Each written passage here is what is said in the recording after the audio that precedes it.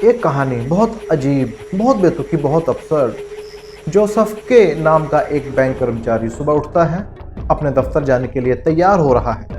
अचानक पुलिस वाले आते हैं, दरवाजा खटखटाते हैं। वो हैरान है, सुबह सुबह पुलिस किस लिए? पता नहीं। वो उसे गिरफ्तार करके ले जाते हैं। उसे नहीं बताया जाता कि उसका गुनाह क्या है। पूछताछ करके छोड़ दिया जाता है, लेकिन उस पर मुकदमा शुरू हो चुका है। मुकदमा किस बात का? पता नहीं। कोर्ट एक पुरानी सी अंधेरी कोठरी में है। कोर्ट में जज है, सरकारी वकील है, उसका खुद का वकील है, पर उसे कोई नहीं बताता कि उस पर मुकदमा किस बात का चल रहा है। कोर्ट का हाइपर टेक्निकल प्रोसीजर वो समझ नहीं पाता। उसे बस इतना पता था कि मामला सीरियस है और लंबा चलेगा। उसका वकील उससे बस अपनी फीस लेने के लिए ही बात करता है। जोसेफ के कानून के शिकंजे में फंस चुका है।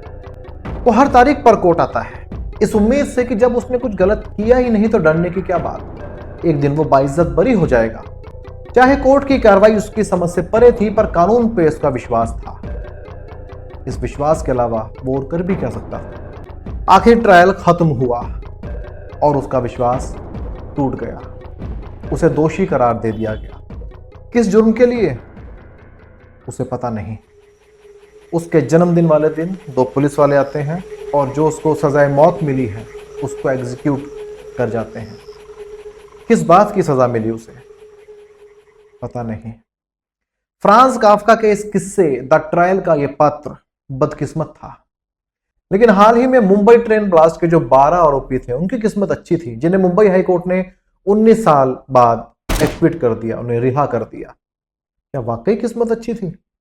19 साल जेल में रहे उस अपराध के लिए जिसे हाई कोर्ट ने यह कहा कि प्रोसिक्यूशन इन लोगों पर अपराध साबित करने में पूरी तरह असफल रही है, और कहा कि एक झूठा आभास पैदा किया गया है कि ट्रेन ब्लास्ट के असल अपराधियों को कटघरे में खड़ा कर दिया गया है।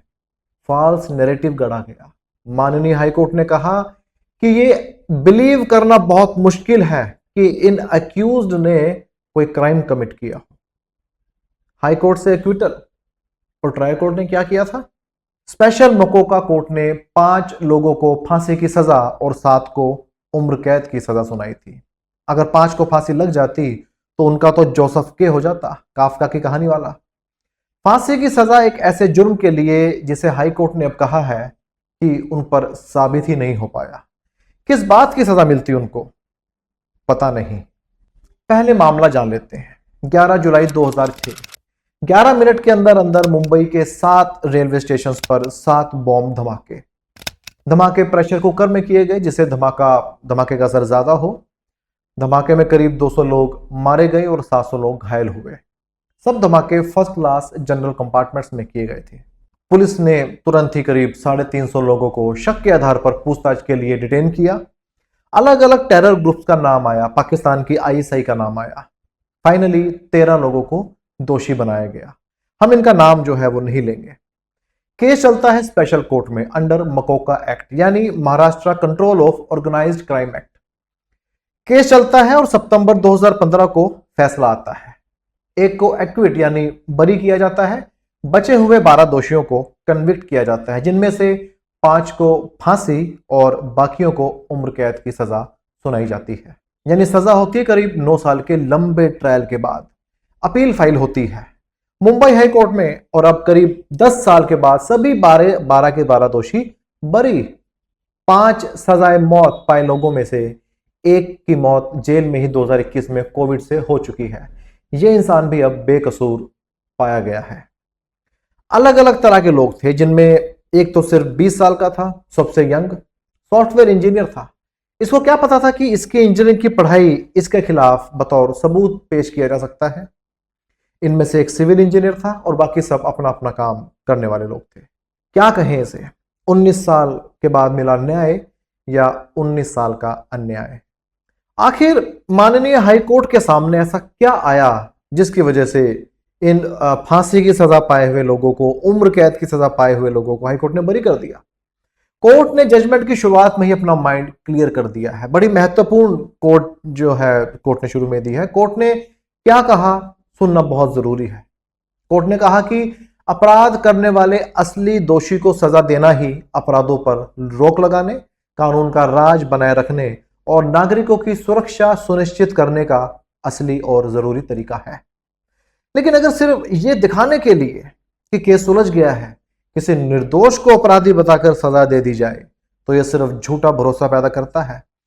ऐसा दिखावटी समाधान जनता के विश्वास को चोट पहुंचाता है और समाज को गलत तसल्ली देता है, जबकि असली अपराधी अब भी आजाद घूम रहा होता है। असल में यही बात इस मामले में सामने आई है, यह कहा हाईकोर्ट ने। पूरी प्रोसिक्यूशन की कहानी सिर्फ 3 पिलर्स पे टिकी थी। पहले थे गवाह, विटनेसेस। दूसरा, इन एक्यूज ने जो कन्फेशन किया था पुलिस के सामने कि हाँ हमने ही किया है। तीसरा पिलर था रिकवरी, इनसे जो सामान रिकवर हुआ था। एक एक करके देखते हैं हाईकोर्ट को ऐसा क्या लगा कि इन सबको बरी कर दिया। पहले देखते हैं विटनेसेस। हाईकोर्ट ने कहा कि करीब सारे ही प्रोसिक्यूशन विटनेसेस की जो टेस्टिमनीज है वो विश्वास करने लायक नहीं है। गवाहों ने हादसे से 100 दिन बाद अपनी स्टेटमेंट पुलिस को दी। अब ऐसे में सवाल उठता है कि 100 दिन तक खामोश क्यों रहे? ये डाउट क्रिएट करता है। एक विटनेस को कोर्ट ने स्टॉक विटनेस पाया। स्टॉक विटनेस यानी वो पहले भी कई केसेस में पुलिस की तरफ से विटनेस पाया गया था। ऐसे ही केसेस में किसी विटनेस ने एग्जामिनेशन चीफ में कुछ कहा और जब डिफेंस काउंसिल ने क्रॉस एग्जामिनेशन किया तो कुछ और कहा। एक विटनेस जिसने कॉन्स्पिरेसी प्रूव की, उसने सुनो क्या कहा। उसने कहा कि उसने इन अक्यूज को जुर्म की साजिश करते हुए सुना था। कुछ डिस्कस कर रहे थे लोग। जब उससे पूछा गया कि क्या डिस्कस कर रहे थे, ये नहीं पता। तो कैसे पता कि जुर्म की साजिश थी? पुलिस फाइल पे ऐसे विटनेसेस भी थे जिन्होंने यह दावा किया था कि उन्होंने धमाके के वक्त धमाके करने वालों को देखा है। लेकिन कमाल की बात यह है कि उन्हें कोर्ट में विटनेस नहीं बनाया गया। कोर्ट ने इसका नेगेटिव इन्फ्लुएंस लिया। क्या पता कि कोर्ट में इन विटनेसेस के आने से सारी कहानी ही उलट जाती। ऐसे 6 विटनेसेस थे जिनको कोर्ट में नहीं आने दिया गया या कोर्ट में नहीं लाया गया और जिनका यह दावा था कि उन्होंने असल धमाके करने वालों को देखा है। अगला पिलर था कन्फेशन का। कन्फेशन से पहले रिकवरी की बात कर लेते हैं। रिकवरी की बात करें तो प्रोसिक्यूशन ने कोर्ट के सामने कुछ एक्सप्लोजिव, कुछ आर्म्स, कुछ मैप्स रखे, पर कोर्ट ने कहा कि ये सब इममटीरियल हैं, क्योंकि प्रोसिक्यूशन ये भी नहीं साबित कर पाया कि धमाकों में किस टाइप के बॉम्ब का इस्तेमाल हुआ था। प्रोसिक्यूशन ने एक सर्किट बोर्ड की बात की, कोर्ट में पेश किया गया, लेकिन कोर्ट ने कहा कि प्रोसिक्यूशन इस बात का कोई सबूत नहीं दे सकी कि ऐसे किसी सर्किट बोर्ड का जरूरी था ऐसे धमाके करने के लिए जो धमाके इस केस में हुए हैं, क्योंकि प्रोसिक्यूशन तो यह भी साबित नहीं कर पाया कि धमाकों में किस तरह का बॉम्ब इस्तेमाल हुआ है। धमाकों की जो पूरी मॉडस ऑपरेंडी है वो ही साबित नहीं हो पाई कोर्ट के सामने। अब दोस्तों आते हैं तीसरे पिलर पे, जो सबसे इंपॉर्टेंट, सबसे महत्वपूर्ण है, वो है इन एक्यूज का कन्फेशन। कन्फेशन मतलब कि जब कोई दोषी खुद कह दे कि ये जुर्म मैंने ही किया है। हाईकोर्ट ने कहा कि पूरा केस कन्फेशनल स्टेटमेंट जो कि पुलिस के सामने दी गई थी उस पर टिका है, जो कि फ्री विल से नहीं नजर आ रही है, बल्कि एक्यूज को टॉर्चर करके ली गई है। अब मेरे काबिल दोस्त जो वकील हैं वो जानते हैं कि पुलिस को दी गई कन्फेशनल स्टेटमेंट की कोई एविडेंटरी वैल्यू नहीं होती है। कोर्ट उसे सबूत नहीं मानती है। सेक्शन 25 है एविडेंस एक्ट का।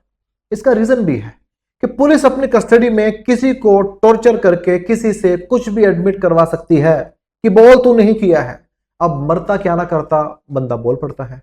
अब सवाल उठता है कि जब सेक्शन 25 बार करता है कि पुलिस के सामने दी गई कन्फेशनल स्टेटमेंट कोर्ट में मान्य नहीं है, तो ट्रायल कोर्ट ने इस कन्फेशन के बेसिस पे सजा कैसे सुना दी? इसका जवाब है क्योंकि जिस कानून के तहत इन पर मुकदमा चल रहा था यानी मकोका, उसके तहत उसमें एक स्पेशल प्रोविजन है कि पुलिस को दी गई कन्फेशनल स्टेटमेंट भी एडमिसिबल है एज एविडेंस, बशर्ते वो फ्री विल से हो, फ्री एटमॉस्फेयर में हो, यानी बिना टॉर्चर के हो। पुलिस कस्टडी में टॉर्चर के प्रूफ मेडिकल की फॉर्म में कोर्ट फाइल पे हैं, पर ट्रायल कोर्ट ने उन्हें इग्नोर किया। इसीलिए लोअर कोर्ट ने इनके कन्फेशन के बेसिस पे इन्हें सजा दे दी थी। हाई कोर्ट ने कुछ कन्फेशंस को तो बिल्कुल कॉपी पेस्ट माना कि जिसने एक बात कही दूसरे पे भी वही कॉपी कर दिया, वही पेस्ट कर दिया, वही कॉपी वही पेस्ट।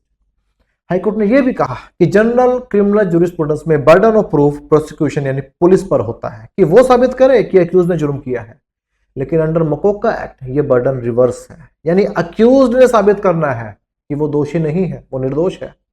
लेकिन हाई कोर्ट ने इस केस में यह साफ कर दिया कि फिर भी फर्स्ट बर्डन प्रोसिक्यूशन का ही है और प्रोसिक्यूशन इस केस में पूरी तरह से फेल हो गई है।